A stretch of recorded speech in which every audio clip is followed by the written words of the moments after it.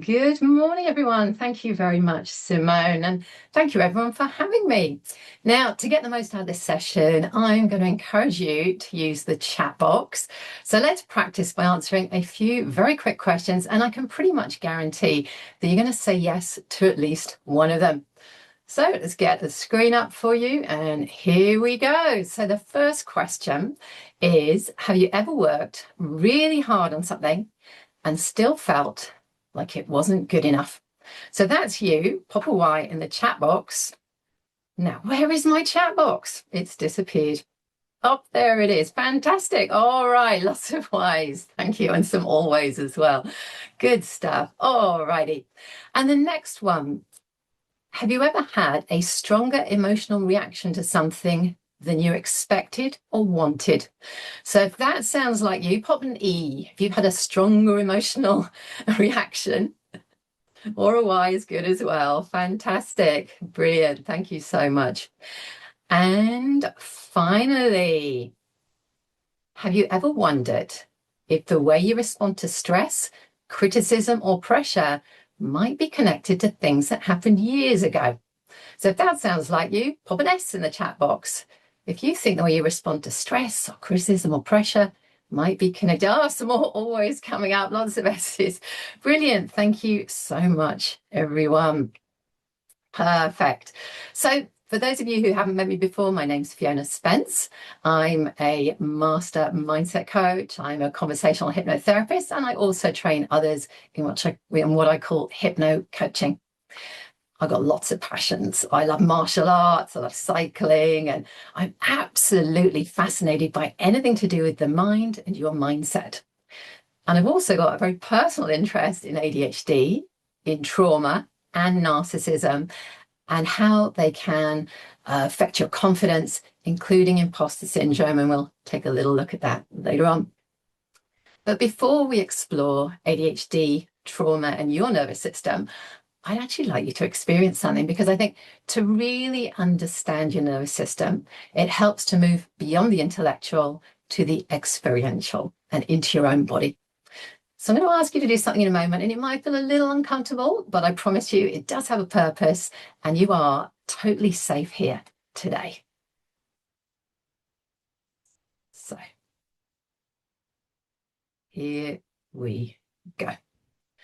I'd like you to get really comfortable in your seat or the surface that you are sitting on. Just feel that surface and how safe and supported you are today in such a familiar place.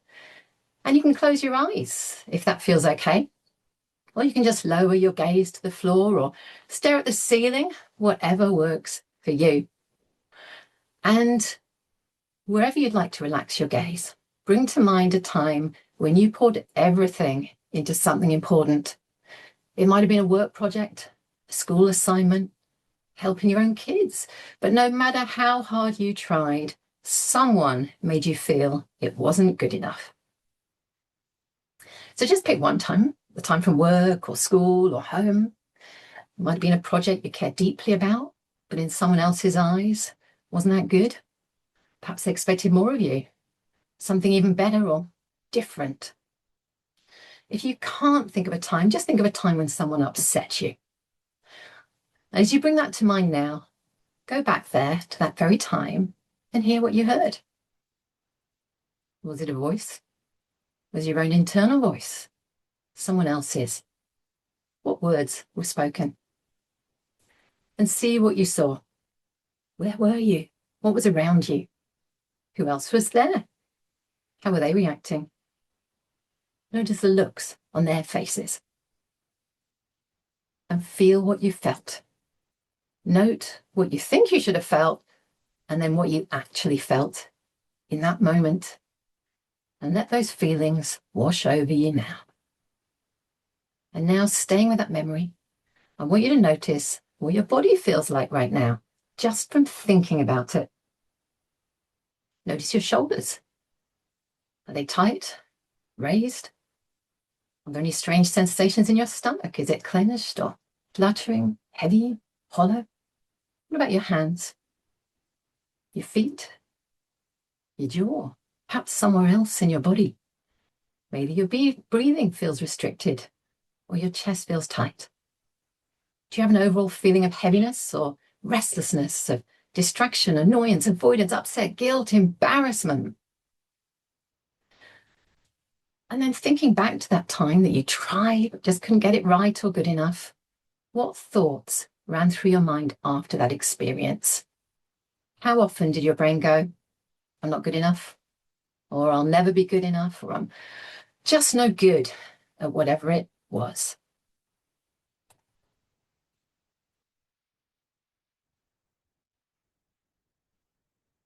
Now take a moment with that, and then when you're ready, you can notice the surface that you're sitting on that's keeping you safe and supported today, and slowly open up your eyes and come back to the room that you're in.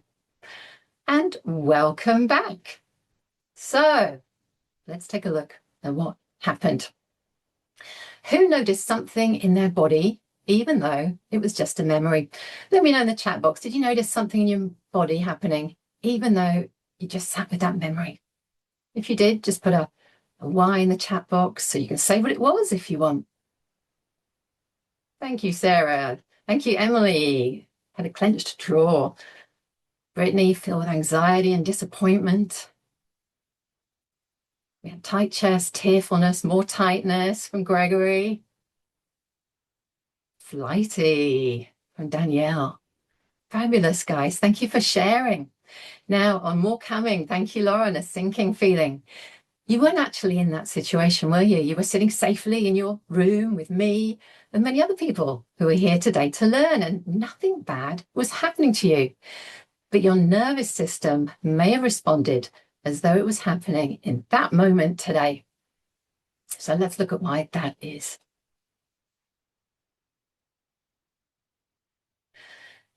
If you noticed changes in your brain, you can thank your amygdala. So your amygdala is like your brain's alarm system. You can see it marked on orange in this diagram, or at least there's an arrow going from that orange circle. The amygdala hijacks your prefrontal cortex, or your logical brain, and that's pointed to from that yellow circle. And your amygdala can't tell the difference between remembering that past moment and living it. So to your nervous system, the threat felt real, even though it is long gone. Thank you for sharing, Lauren. So Lauren's saying she has an overactive amygdala. Now that's just one memory that we've worked with today, one moment, one that you consciously chose to recall.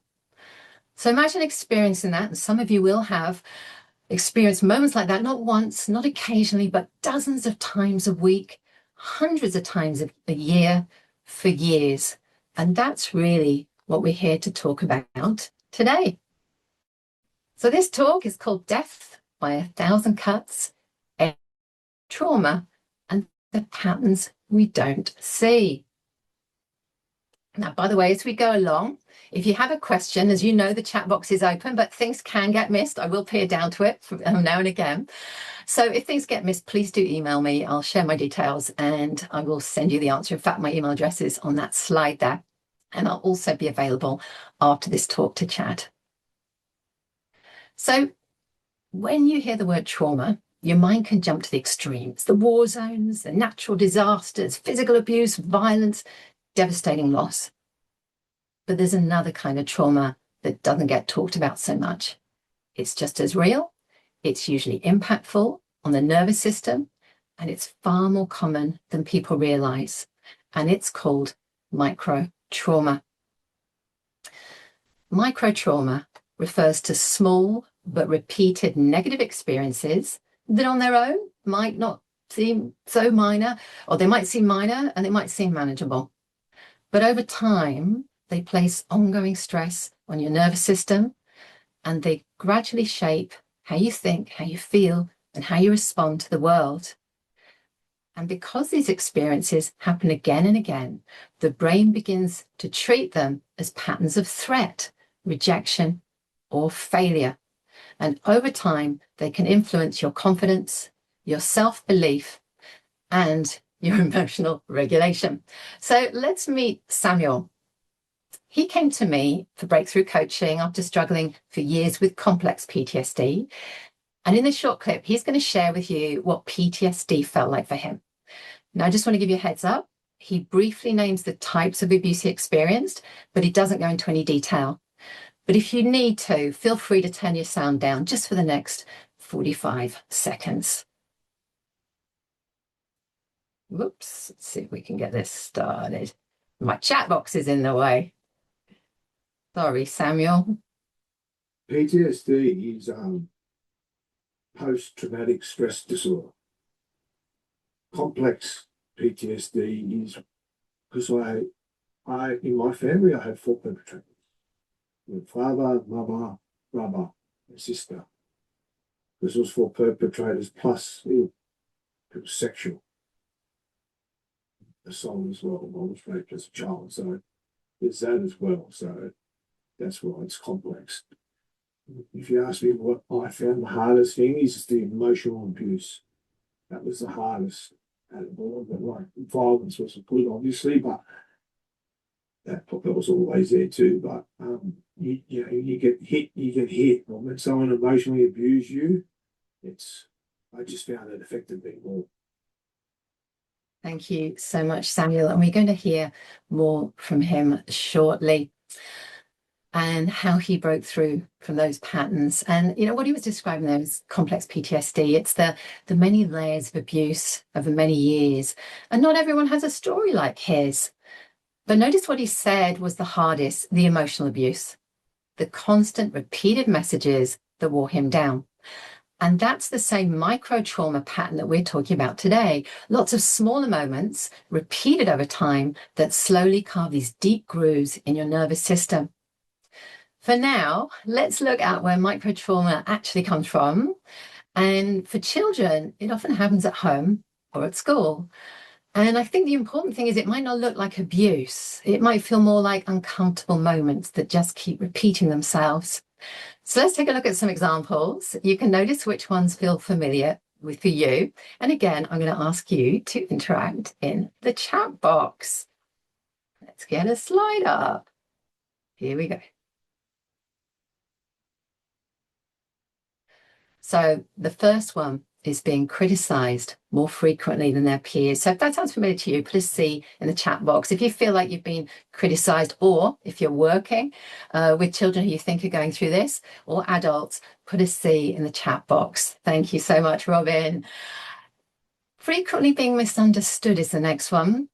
How often has that happened? Put an M if you feel like you're frequently misunderstood, or you have to work twice as hard for half the recognition. Lots of M's coming. Thank you, Jesby. Thank you, Gregory. Thank you, Charlotte, and everyone else. What about repeatedly being told you're not living up to your potential, or you just need to try harder? Put an H if you've ever heard that one. You just need to try harder. H for that one. Here we go. Thank you, Hugo, Rari. Got some H's coming up here. Fantastic. What about experiencing rejection? Here we go. Experiencing rejection, exclusion, or shame around who you are. Let's put an R for that one, for rejection. Plenty of R's coming up here. Thank you for sharing, everyone. What about having your emotions dismissed, like you're just overreacting, or, oh, you're being dramatic? Put a D for that one. Thank you, guys. Lots of D's as well. These are all sounding very familiar, aren't they? Constantly feeling like you're failing. We'll put an F for that one. Failing at things that seem easy for everyone else.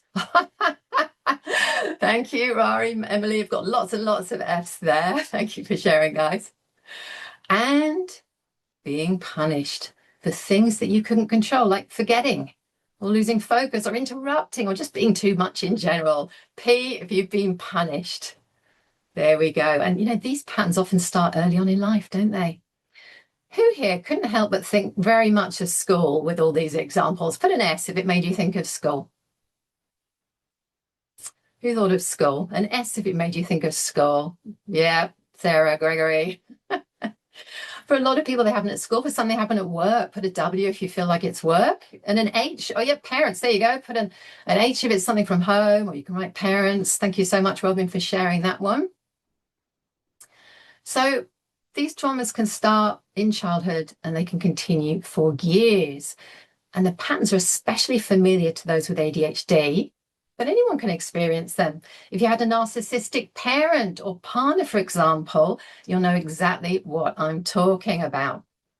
In fact, as a quick aside, if you have had narcissistic people in your life and you're wondering to what extent you're carrying traumas from that experience, I've created a narcissism abuse quiz that you might find helpful.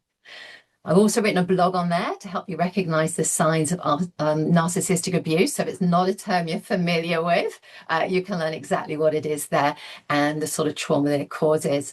And you can find it on my quiz page on my website, or if you just want to email me and I've put my email address there, then I can send you the link. So your nervous system is always recording. Let's think back to that opening exercise, that moment where you poured everything into something important, but someone made you feel like it wasn't good enough. When you have an experience like that, your nervous system records it all. It records the physical sensations in your body. It records the emotions that you felt, the thoughts that were racing through your mind. What you saw, what you heard, what you noticed around you. And once stored is like an old movie. Your brain can replay that anytime. So for some people, that movie plays over and over. And each time it plays, the unhelpful thoughts like, I'm not good enough, feel more and more real. And over time, it can show up as anxiety, overwhelm, or even shut down. So let's listen to Samuel again, and we'll notice how he describes his nervous system as always being on. How did it impact your life? Because it's very rough what you're thinking. Well, impact life, I can say it for a fact. Complex PTSD, it affects every facet of your life. Because your nervous system is always regulated, flight, fight, freeze, fall. I was always in one of those. Something as so easy as you trying to teach me English, I would freeze, and then I'd start a fight on purpose to get kicked out of the class. I used to think I was dumb because I would freeze. I just used to think I was stupid. So it affected every facet of my life. How did it? Yep. Exactly. So Samuel's nervous system was recording all those, freeze, fight moments, and it kept replaying that belief that he was stupid. And if your nervous system constantly records and replays these experiences, then the next question is, well, why do so many people carry them for years without ever addressing them? And in Samuel's case, he didn't know what was happening in his nervous system. But another common reason that I see a lot in coaching is what I call the comparison trap. So after carrying out hundreds of breakthrough sessions, this key theme that comes out for me is how people are stuck. They might be procrastinating or self-sabotaging, demotivated, or doubting themselves. If any of those sound familiar, just put an F for familiar in the chat box.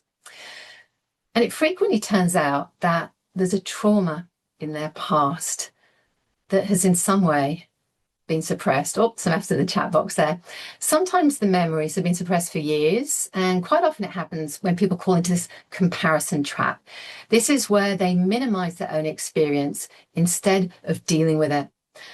So I'm going to share with you what that looks like and how you can ask yourself whether you've ever done it to yourself, or perhaps said something similar to someone else, or had someone say these things to you.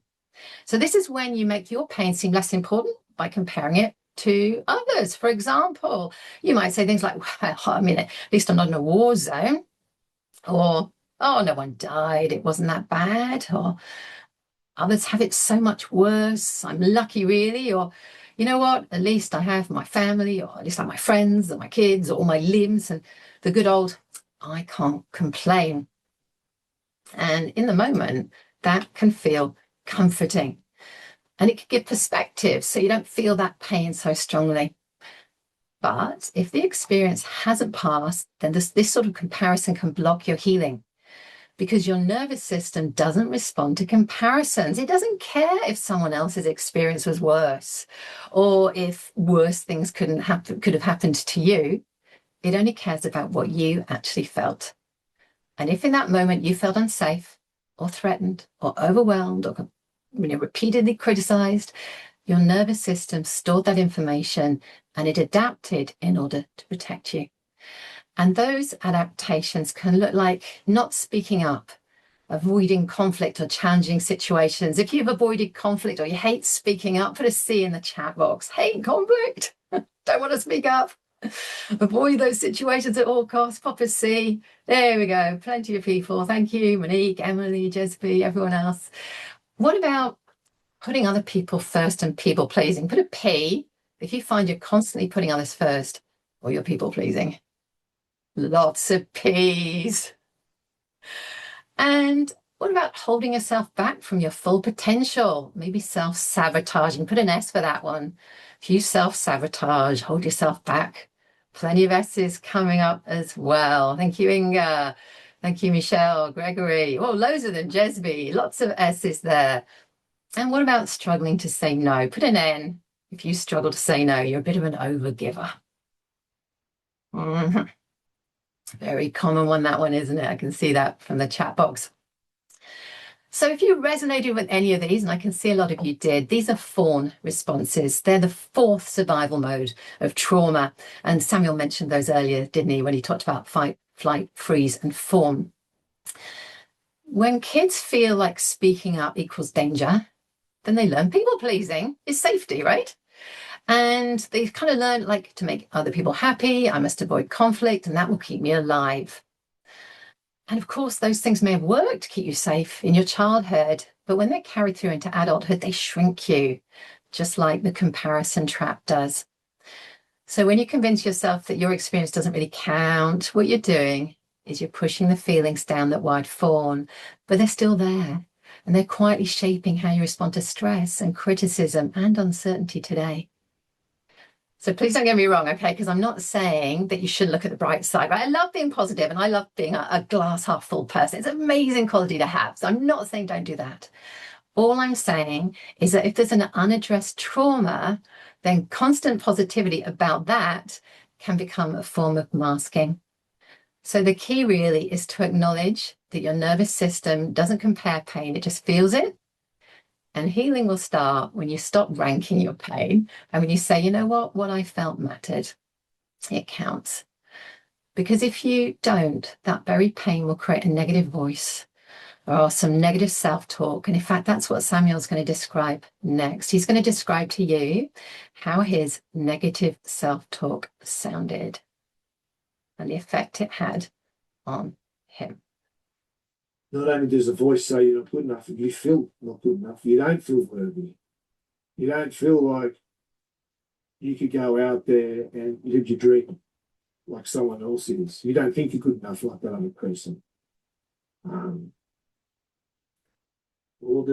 sometimes I just didn't want to listen to the voice. I'd escape. I'd run to addiction and I'd drink alcohol, take drugs. Or, I just didn't want to deal with this negativity. My voice was negative 80% of the time of that, maybe 85, maybe 90% of the time. Now, I'm finding I have good thoughts and I have good feelings and I can hold that. It's good to know you don't have to live with that voice forever, isn't it? Samuel's father, he repeatedly called him the worst kid in the world. And if somebody says that to you repeatedly as a child, it becomes your identity. And it's no surprise that he worked up or he ended up in prison. Years of work and countless affirmations, they just couldn't silence that voice. And the trapped emotions were keeping him stuck and unable to move forward until he came to me. And we had what I call a conversational hypnosis breakthrough session. And if you want to watch the full interview, it is on my YouTube channel. I'll share the address at the end, or you can email me for the link. He speaks very openly. He has great energy. And what he demonstrates is that whether someone has micro trauma or complex trauma, the effects can look identical. A lack of confidence, procrastination, anxiety, to name just a few. And if you add ADHD into that, then the layers multiply. So it becomes easy to blame, it's just the ADHD, but humans are very complex. And that's why we always need to look deeper just to see if there's also trauma or micro trauma at play? So let's test your instincts. I'm going to show you 3 common patterns, and I want you to use the guess just to chat. Use the chat again, and we'll guess whether or not these are ADHD or trauma. So the first pattern is a difficulty focusing. If you think it's ADHD, pop an A in the chat box, and if you think it's trauma, pop a T in the chat box. Difficulty focusing, ADHD or T, trauma. Thank you, guys. What about impulsivity? Again, impulsivity, is that an A, ADHD, or a T for trauma? And what about emotional dysregulation? When the emotions feel out of control, intense, hard to manage, ADHD or trauma? Oh, we got some boths coming up. All right, guys. Well, can you believe it?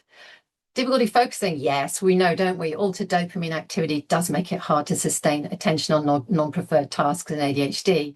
But actually in trauma, a hypervigilant nervous system keeps attention locked on potential danger instead of the task in front of you. So actually, if you guessed ADHD, you were right. If you guessed trauma, you're right. And if you guessed both, well, I guess you were doubly right.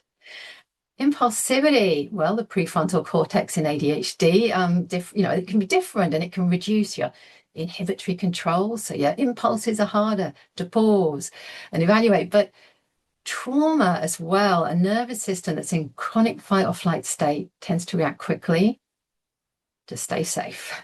And then the brain, the thinking brain comes online. Sorry, before the thinking brain comes online. So it's both again. And emotional dysregulation, well, we know that in ADHD, it makes it hard to manage big emotions. But in trauma, if you've got an oversensitive amygdala, that can trigger intense emotional responses to perceived threats. So basically, it could be ADHD, it could be trauma, and I think quite often it is both. So what I'm not saying is ADHD is just trauma. I'm not saying that, and I'm not saying trauma is just ADHD. All I'm saying is that different paths can lead to the same brain patterns. For some people, it is just mostly ADHD. For some people, it's mostly trauma. For some, it's both. But over time, ADHD can make someone more vulnerable to criticism, to shame, and those can create micro traumas, which then in turn can make the ADHD symptoms, for want of a better word, appear worse. So it's a bit of a tangled ball of wool, isn't it? And trying to work out which thread should I pull isn't always helpful. All that matters, though, is can we untangle it? And the answer is yes. But first, let's take a look at how childhood experiences can lead to those micro traumas. And if they're unaddressed, they can carry through into childhood. So let's imagine that you're a child with ADHD and you haven't been diagnosed yet. And you know that things that seem easy for other kids are hard for you. And I'm just going to get you up another slide here. In fact, just to stay on time, we're going to bypass the slide. So ignore. Oh, no, wait a minute. No, there we go. All right, excellent. We got that. So let's see. Put a Y in the chat box if any of these sound familiar. Trouble sitting still, or interrupting people without meaning to, or forgetting instructions, or losing things, or reacting impulsively, or struggling with boring tasks. Lots of Ys, right? It's hard not to find at least one of those that sound familiar. And of course, the adults around you don't understand this. Can you write down what's some of the things, if you're a young child, undiagnosed, what sort of things might adults be saying about you? What sort of things might they say about a young child who's like that? Might say, not trying hard enough, maybe.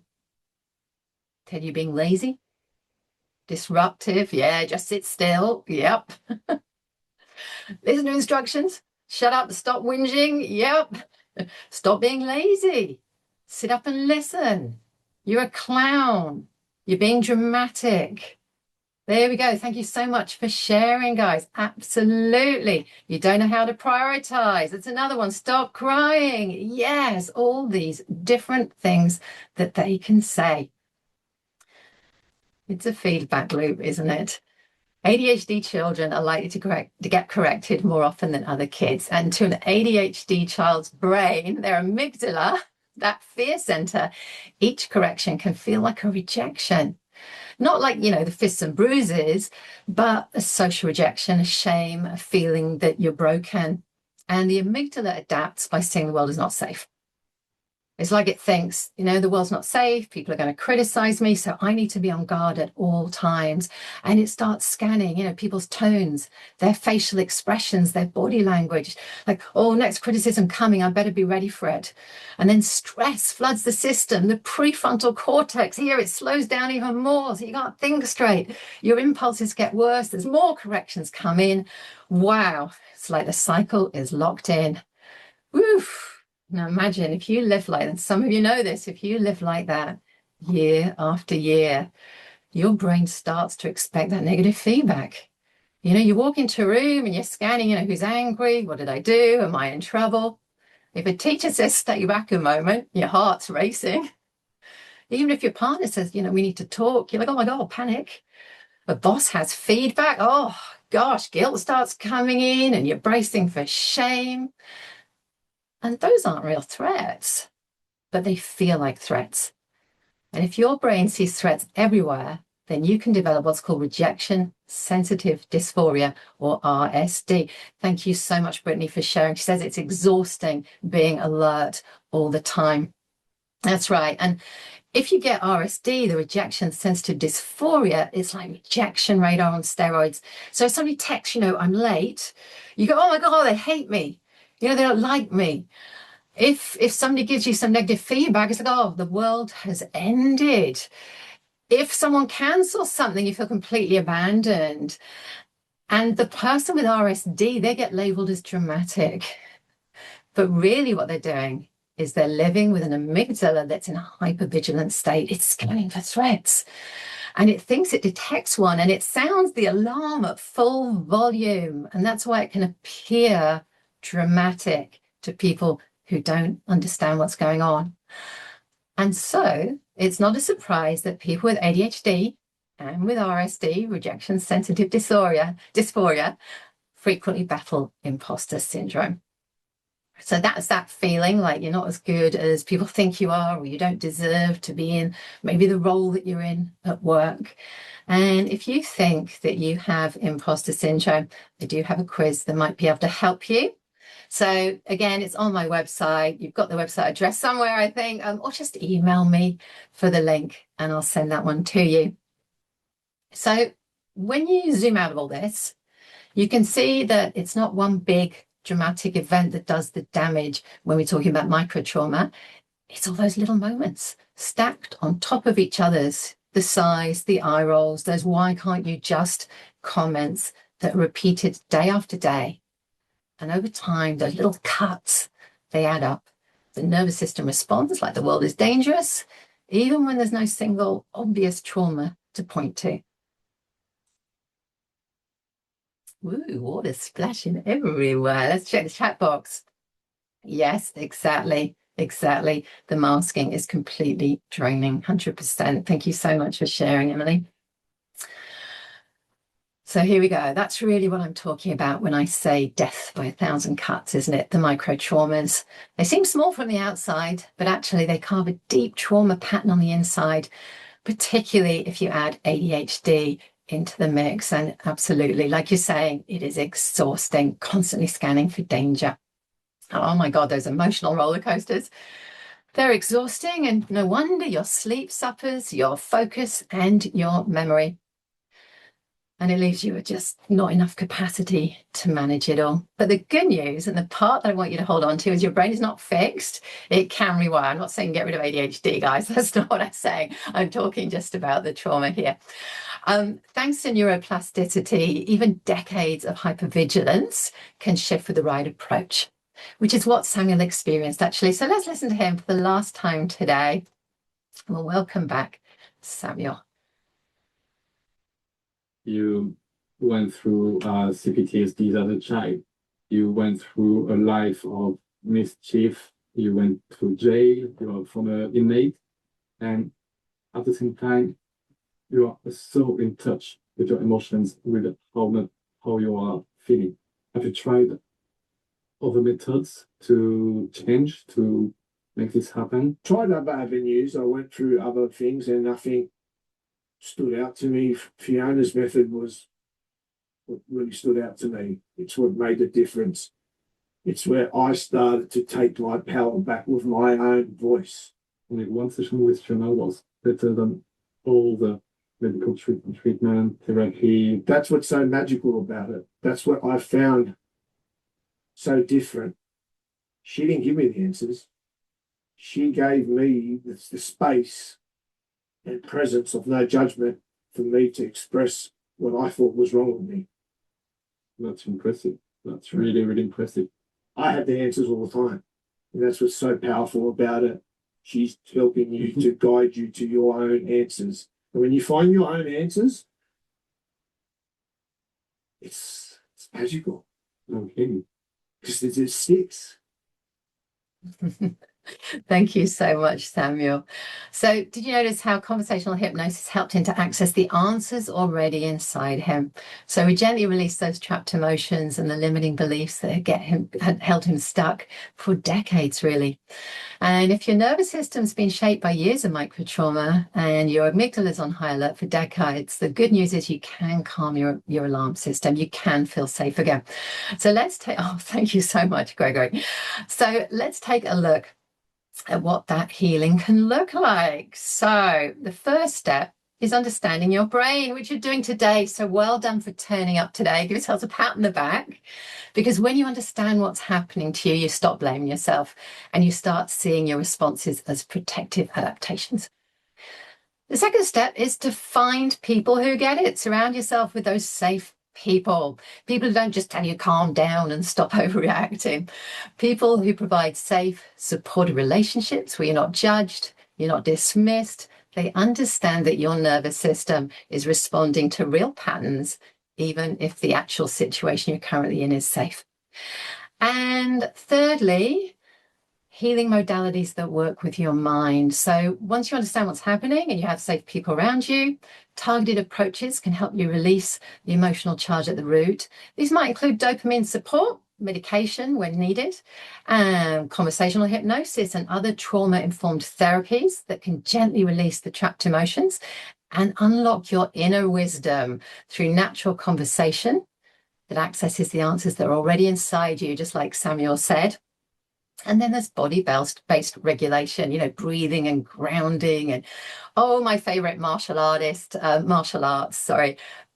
martial artist, and I know that martial arts do help to rewire the stress response. They turn off that fight flight and they can give you a calm focus. I'm a big fan. So if you want to talk martial arts, get in touch. I'm always happy to talk about those as well. If you would like to talk, if hypervigilance or rejection sensitivity, or just that constant not good enough exhaustion resonates, or if you or someone that you love or work with could use some help untangling trauma patterns, I do have some spots left on my free clarity call this month. So whoever gets in first really gets a spot. So email me if you'd like the link. And on the call, we'll have a look at what you'd love to change. We'll look at the best path forward for you, and we'll see if we're a good fit to work together. There we go. So in closing, you have seen how ADHD and microtrauma can feed each other to create these overwhelming patterns. You've learned how your nervous system works, how those patterns form, and most importantly, that they can change. Healing is possible. I would like to thank Samuel for sharing his story. I would like to thank you for being so active in the chat today. Thank you for joining in, guys. It's been an absolute pleasure working with you. Thank you for looking with me at those patterns we don't see, the death by 1,000 cuts. I am on social media, so please do connect with me, follow me on there. If you're curious about resetting your mind, email me. Your free clarity call is waiting. And if anything today touched a nerve, if you need someone to talk to, please don't suffer in silence. Reach out. I'm here for you. So thank you for showing up today. If you want to meet me in person, I'll be at the Queensland event in May. My name is Fiona Spence. It's been amazing meeting you all.